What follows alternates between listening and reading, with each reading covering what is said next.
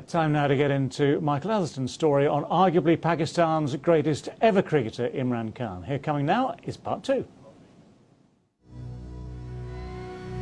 In life, to succeed, you have to have total passion and total commitment. He created around him one of the greatest cricket teams the world has ever known. With Pakistan and England, there was always this tension between the two teams.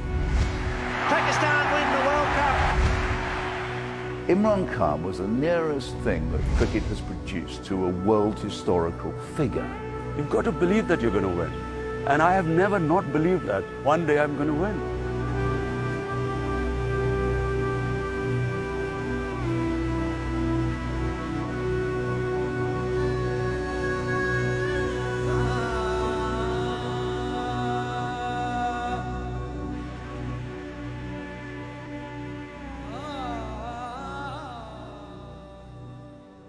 We're at the Lahore Gymkhana, which is the oldest cricket club in Lahore, and I'm with the secretary of the club, Zaman Khan, who happens to be Imran Khan's uncle. Now, you live in Zaman Park. You live right opposite Imran when he was growing up as a boy. Yes. What was he like? Was he always a good player?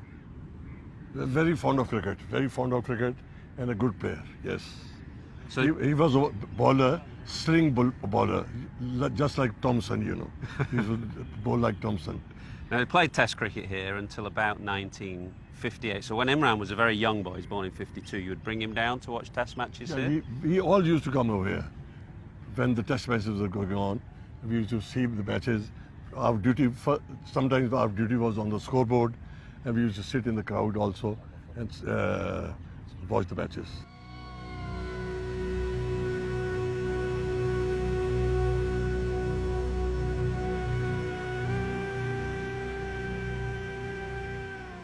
Because Imran has this enormous personal self-confidence, he also has the confidence to tell the authorities to get lost. He's one of the few captains in Pakistan history who's had the confidence to tell the Pakistan Cricket Board to go and hide themselves. I'm in charge. Let's talk leadership, captaincy, culminating in the great World Cup triumph of '92. Are leaders born or made?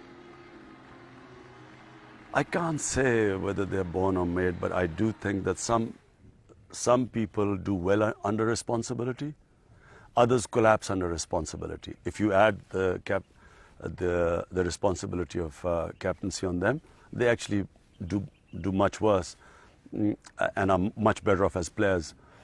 I think the quality of a leader is that he should be able to take pressure. And when the chips are down, the team looks at the leader, and he has to be able to, then lead. And I think cricket is the only sport that needs leadership. I don't think any other sport needs leadership, because the coach is the main thing. In cricket, a coach can never replace a captain. We've talked, as we've gone through this week, about the various projects that you've been involved in down the years, the hospital and politics now. You have to put people in positions of responsibility, and I think you've talked about three factors that you look for in a leader: integrity, passion and commitment. Is that what you tried to bring to the captaincy? That's right. I think integrity, you don't get respect from your team if they don't trust you. Passion is what really lifts you above the others. Two people with equivalent talent, the one with passion will go higher than the other one, because passion makes hard work easy. You enjoy hard work if you're passionate about something. And talent aside, talent people respect, but actually courage, the ability to withstand pressure, take big decisions, that's what players respect the most. So, as I said, when the pressure is on, the chips are down, the whole team looks at the captain. And that's when his body language is what reflects the confidence of the team.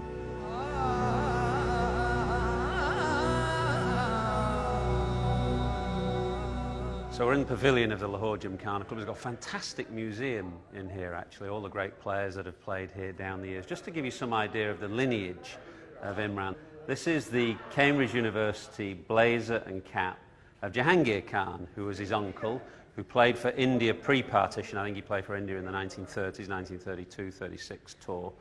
And his son was Majid Khan, the great Pakistan batsman, who is Imran's cousin. So that's Jahangir's Cambridge blazer and cap.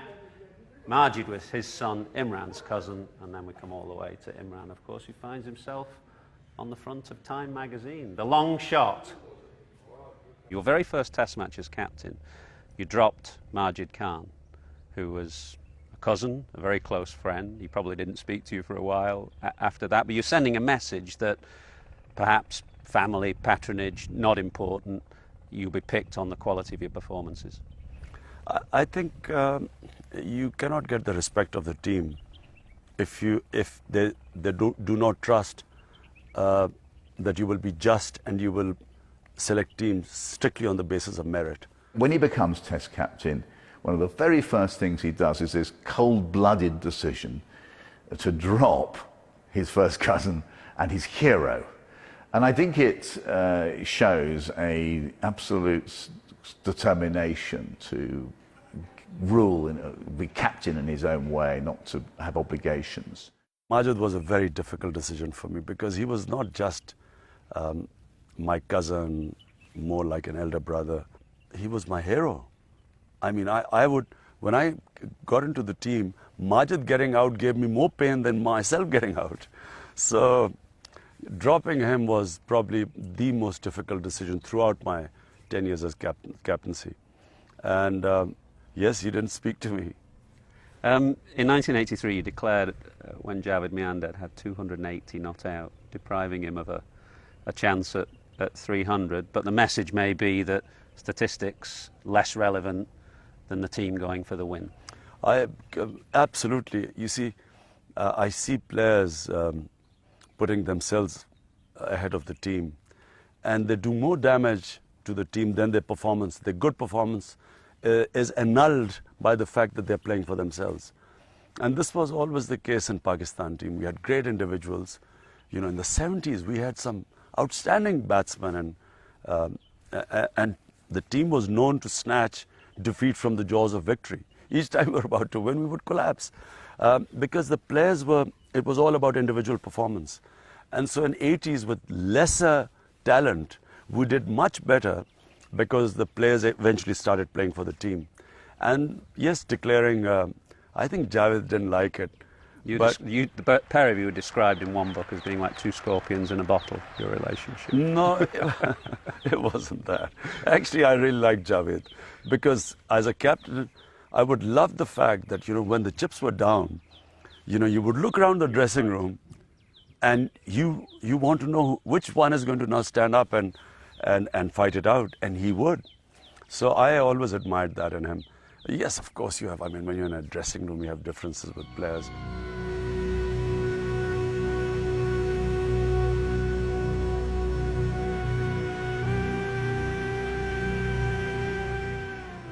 Pakistan could never have won the World Cup without Imran. It needed this guiding intelligence and leadership and readiness to take incredible risks. And he also has oratory. We're going to fight like cornered tigers. I see you got your tiger on again. You want them to play like cornered tigers? Yes, that's the motto recently, and they've done a great job. You know, they've played like tigers, especially the younger boys. You know, they haven't been overawed by any situation. And if they play like tigers, I don't mind if they win or lose today. The World Cup, did you have a sense of destiny that you're going to win the World Cup? Yes, I had a feeling. It was not a strong team. Although all the sort of signs were going against us, we lost 2 of our match winners. Remember, a team has barely 4 match winners and it becomes a great team. So we lost 2 match winners. One was Saeed Anwar, a match-winning one-day player. And the other was Waqar Yunus, match-winning fast bowler. So before the World Cup, we lose them. Then Javed has a back problem. And then 2 days before the World Cup, I ruptured this cartilage in my shoulder. And I should not have played the World Cup. The doctor looked at me and said, look, you can't play. So I wasn't going to play because I didn't want to tell the team because it wasn't a strong team with already 2 top players missing. So we didn't tell. The manager and I kept it a secret, but we lost against West Indies. We lost by 10 wickets. Match against England, we were about to be bowled out for almost 30 and got bowled out. We were 28 for 8. bowled out for 70, and rain saved us. So then I decided I had to play. So I would take a cortisone injection and take painkillers. It was the worst I've ever, most unfit I've ever played cricket. But I felt that we would win. I always had this feeling before the World Cup. Well, they finally decided to go off. Great disappointment for England. You see the smile, the Pakistani's face. They're delighted they get a point out of this match. But for the rain against England, though, you'd have been out. So, I mean, luck plays an important part in any venture, surely. People call it luck, but, you know, the ones who believe call it the will of God. Not just that, I mean, well, rain saved us from England. Then rain stopped us from beating South Africa because we were winning, and then the rain came and we lost. Then twice there was rain forecast, and all it had to do, especially in the semi-final, it had to rain for 5 minutes and it was over because we were chasing. And if it rained in a run chase, you lost, like South Africa against England. And so the rain held out, and it rained after 20 minutes afterwards for 1.5 days. So anyway, I have no doubt that you would call it luck, I would call it the will of God. But I felt in my heart always that we were going to win that. I never did in the 4 other World Cups. That's up in the air, he's getting under it. This could be victory, it is. Pakistan win the World Cup. A magnificent performance in front of 87,000 people. Imran Khan has led his side to victory. What a great victory. Stood on the podium there on that night in Melbourne, and it was quite a self-absorbed speech, if I might say so. Did you regret that afterwards? I regretted it because now I think I would have given the speech of a lifetime, given my political practice in the past 20 years. Then I had problems giving a speech to 12 of my players. I was so shy that I had, you know, I couldn't speak publicly at all. And suddenly, and last thing on my mind was a speech after winning the World Cup. It was just such an uphill struggle, and it was such elation. And suddenly I stood there and a mic and 90,000 people. And do you know what? I didn't even know what I said. Afterwards, when I heard about the speech, I was so embarrassed.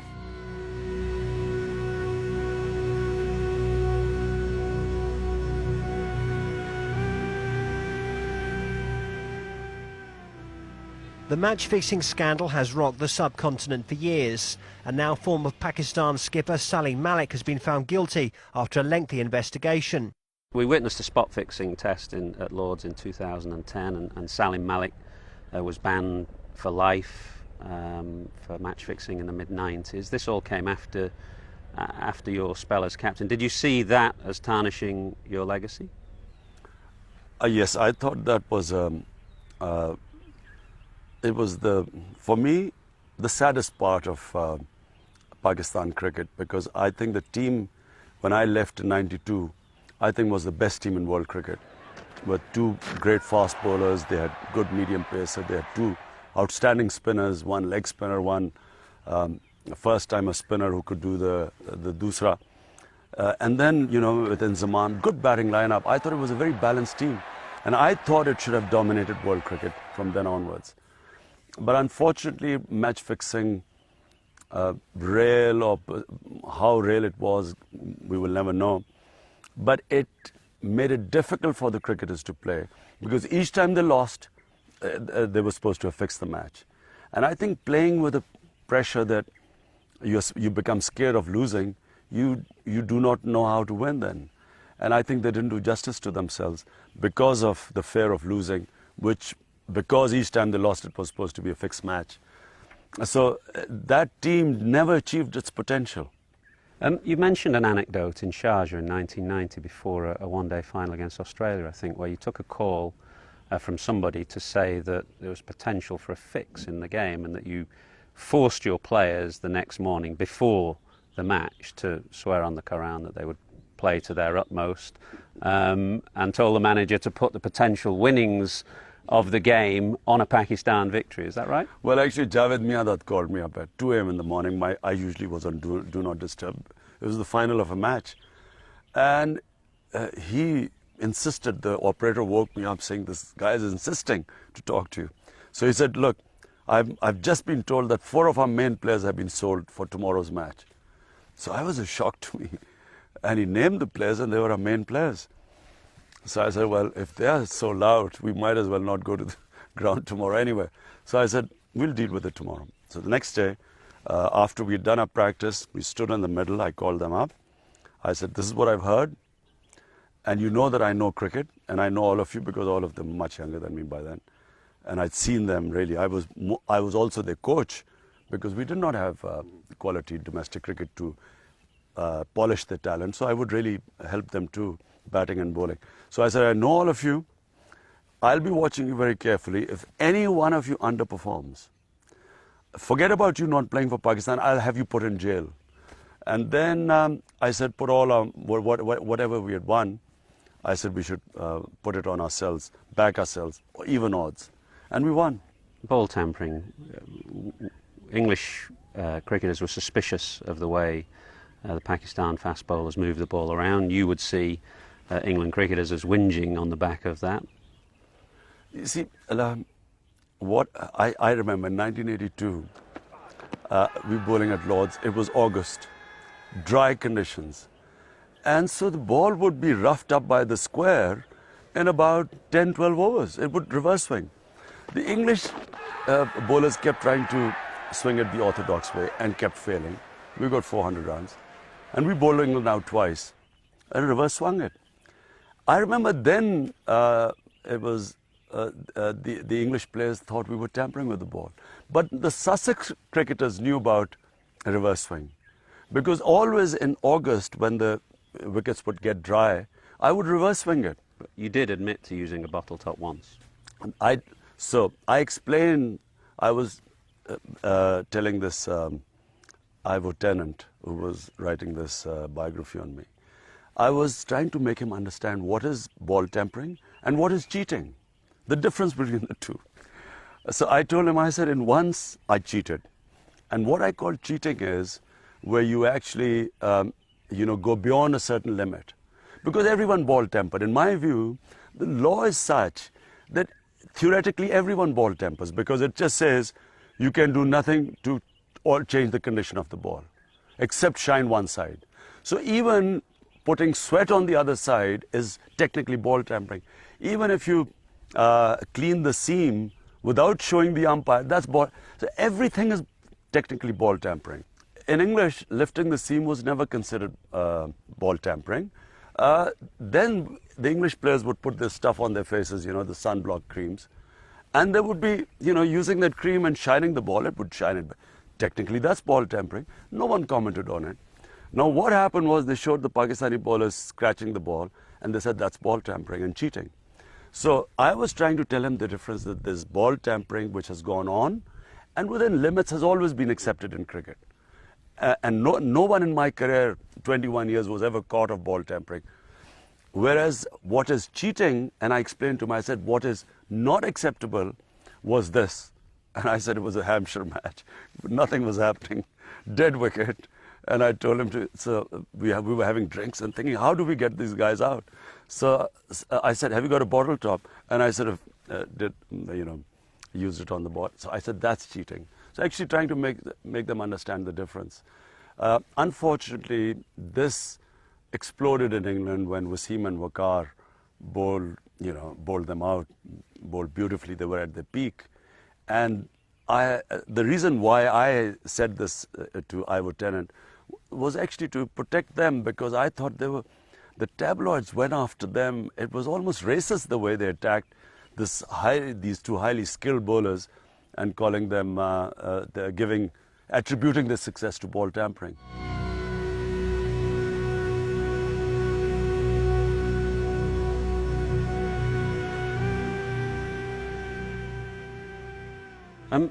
Talking about the problems between England and Pakistan, you're Pakistan's greatest all-rounder, Ian Botham's ours. You haven't always rubbed along well. We competed against each other, and I respected his talent.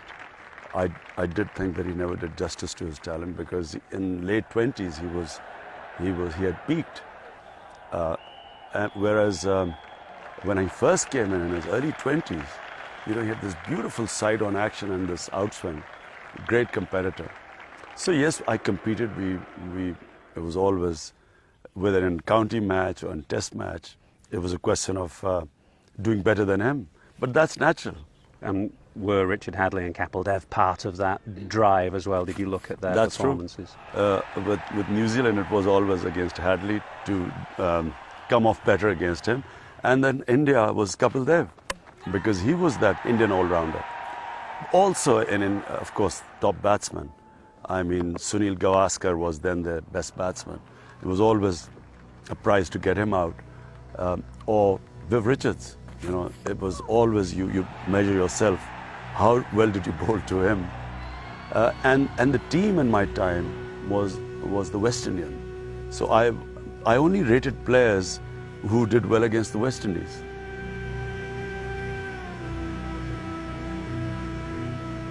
You seem absolutely consumed and committed to this life you have now as a politician. In life, to succeed, you have to have total passion and total commitment. Everything else takes a second place. Including family? And sadly, the greatest pain I've had is not seeing my boys grow up.